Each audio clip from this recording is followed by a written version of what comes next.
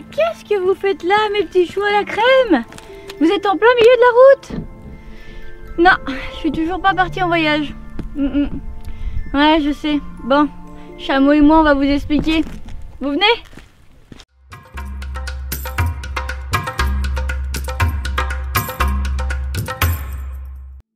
Bienvenue dans ce nouveau vlog, deuxième vlog de notre périple. Et oui, pour vous donner des news, des nouvelles sur pourquoi on est en maison en ce moment. On a pas mal de questions sur est-ce que vous allez arrêter votre voyage, est-ce que le Covid y est pour quelque chose, ou tout un tas d'autres raisons. Pour ça, il faut que je vous explique tout depuis le début. Oui, je sais, vous m'avez aidé à retourner dans le futur, mais me revoilà. Je suis de retour du futur. Nom de Dieu. Alors, tout a commencé déjà le 3 juillet 2020.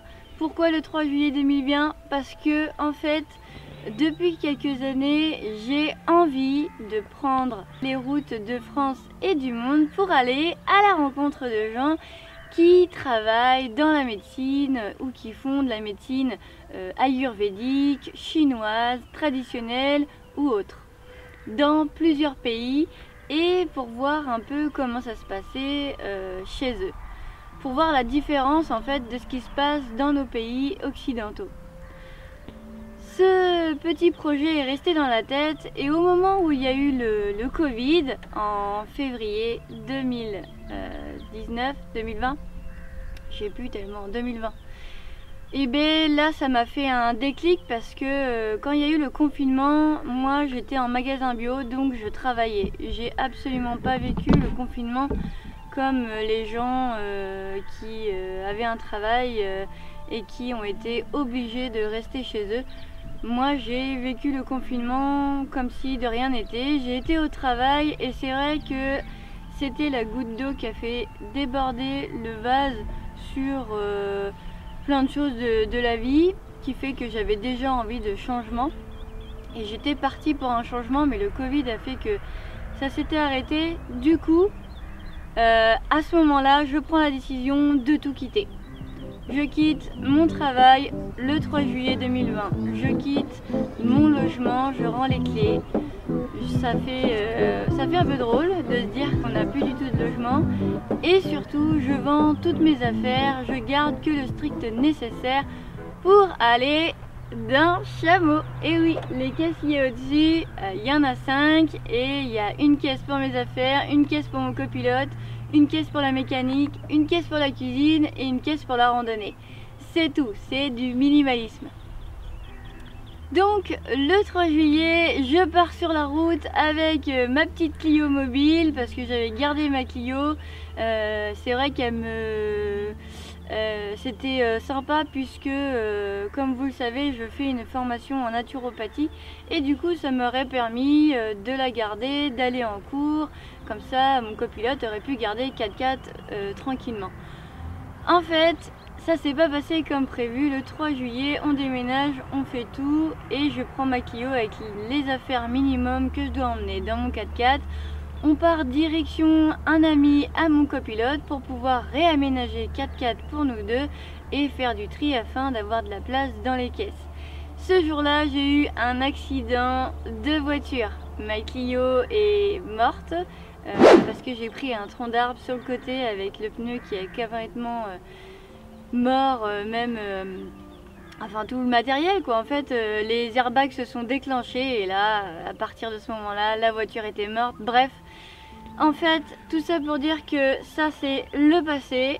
Ça m'a permis de faire, de me poser, de me dire ok, on va de l'avant. Là c'est vraiment t'as plus rien, mais plus rien de plus rien au niveau matériel, et on avance. Du coup ça donne un gros coup de boost. Et fin juillet 2020, j'ai passé mon examen de 3e année que j'ai réussi, et j'ai enchaîné du coup au mois d'octobre l'année de naturopathie. Donc si vous voulez, j'ai la contrainte de rester en France en ce moment pour finir ma 4e année. Il y a aussi la contrainte du Covid qui fait que pour certains, vous le savez peut-être, on avait décidé après d'aller dans les Vosges et l'Allemagne d'aller au Portugal pour cet hiver. Mais comme tu le vois là, nous sommes toujours en France. Et le Covid du coup avait fermé les régions espagnoles et quelques régions en tout cas, et on n'a pas pu se faufiler à temps, surtout que je finissais ma première semaine de 4e année, donc c'était short niveau timing. On est parti se réfugier chez le papy de mon copilote,